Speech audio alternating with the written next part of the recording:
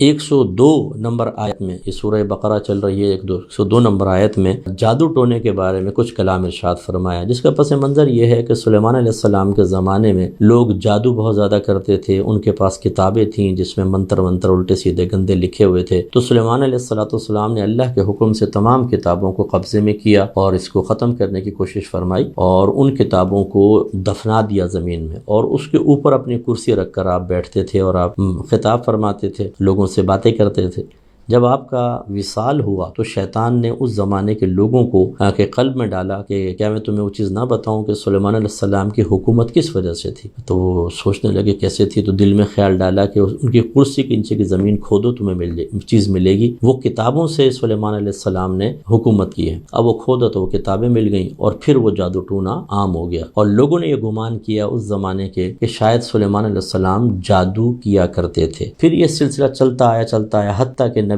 کریم صلی اللہ علیہ وسلم کے دور کے جو یہود تھے وہ بھی وہ منتر جادو ٹونے، اور ان کے ہاں بھی بعض میں معروف تھا کہ سلیمان علیہ السلام کی حکومت انہی جادو ٹونے اور منتروں کے اوپر مشتمل تھی اور ٹکی ہوئی تھی۔ تو اللہ تعالیٰ نے یہ آیات نازل فرمائیں۔ اچھا، جو اس زمانے میں جادو تھا وہ دو طرح کا تھا، ایک کلمات کفر و شرک پر مشتمل تھا، یہ تو کفر تھا، جو اختیار کرے وہ کافر، دوسرا وہ تھا جو کفریات پر تو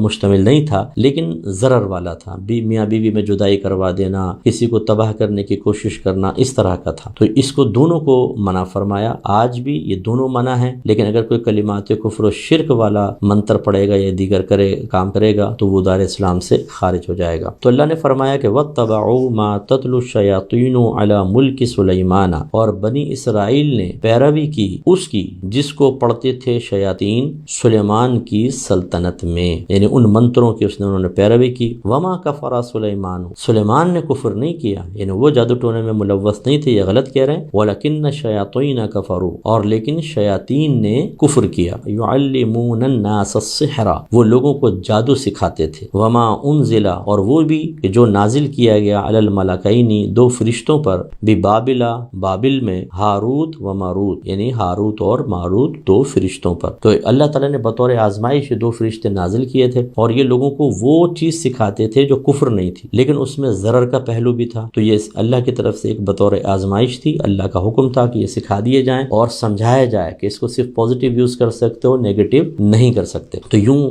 آگے اللہ نے بیان فرمایا کہ وما يعلمان من احد، اور یہ دونوں نہیں سکھاتے تھے کسی ایک کو، حتی یقولا، یہاں تک کہ کہہ دیتے تھے کہ انما نحن فتنۃ، کہ محض ہم تو ایک آزمائش ہیں، فلا تکفر، تو تم کفر نہ کرنا، فیتعلمون منہما ما یفرقون به بین المرء وزوجہ، تو یہ بنی اسرائیل سیکھتے تھے ان دونوں سے وہ چیز جو جدائی پیدا کر دے، ان سے سیکھتے تھے وہ چیز کہ جدائی پیدا کر دیں، یہ اس کے سبب میاں اور بیوی کے درمیان، تو یہ ایسی چیز۔ اب لیکن دیکھیں اس کا سیکھنا جو کفریات میں سے نہیں تھا، سیکھنا تو جائز تھا کیونکہ اللہ کی طرف سے ہاروت اور ماروت کو اجازت دی گئی تھی، لیکن اس کا استعمال نیگیٹو یہ منع تھا۔ اللہ نے دنیا میں بہت ساری چیزیں پیدا فرمائیں اور ان کا استعمال منع کر دیا، مثلا شراب جیسے ہے استعمال منع ہے، تو پیدا ہونا کسی چیز کا یہ برا نہیں ہوتا، اس کا استعمال جائز یا ناجائز، استعمال اصل تو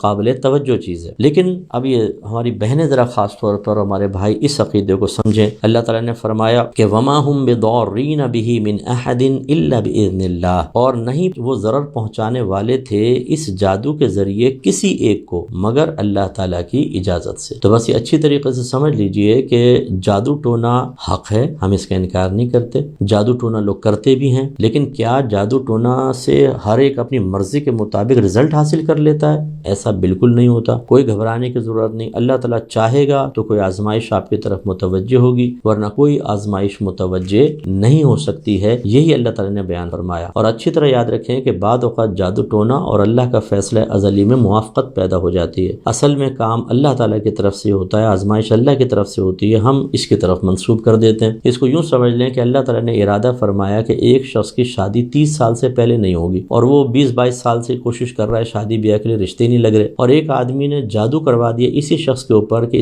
اس کا نکاح ہی نہ ہو، اب وہ جو رشتہ آ رہا ہے ریجیکٹ ہو رہا ہے، جو رشتہ آ رہا ہے ریجیکٹ ہو رہا ہے، تو یہ جادو ٹونا کرانے والا خوش ہوتا ہے کہ شاید میں نے اس کا رشتہ روک دیا۔ ارے بھائی آپ بندش نہیں کر سکتے، وہ تو اللہ تبارک و تعالیٰ کا فیصلہ ازلی ہے کہ 30 سال تک اس کی شادی نہ ہو، اور یہی وجہ ہے کہ جب 30 سال ہوئے مثلاً فوراً شادی ہو جاتی ہے۔ پھر کہاں گے تمہارا جادو ٹونا؟ اگر جادو ٹونے اتنے ہی اثر انداز ہوتے کہ اللہ کی مرضی ہو یا نہ ہو اثر کریں، تو میں آپ سے پوچھتا ہوں کہ کوئی آپ کو بیمار کیوں کرے گا؟ جو دشمن ہے وہ آپ کو مارے گا کیوں نہیں؟ آپ کی ٹانگیں کیوں نہیں توڑے گا؟ آپ کو اندھا کیوں نہیں کرے گا؟ تو یوں ہم نہیں سوچتے کہ یار اگر کسی نے کروانا ہی ہے تو ہمیں تو تباہ کرے گا۔ یہ کیا گلاس ٹوٹ گیا، آج بیٹی کا رشتہ نہیں ہوا، آج بیٹا انٹرویو میں فیل ہو گیا، جی جادو کروایا ہے، بھائی وہ کیوں مروا ہی نہیں دے گا؟ تو اس لیے ان چیزوں کی طرف متوجہ ضرور ہوں آپ، پروٹیکشن کے لیے عمل کرنے میں بھی حرج نہیں، لیکن اس کو اپنے حواسوں پر مسلط نہ کریں، یہ چیز ٹھیک نہیں ہوتی ہے۔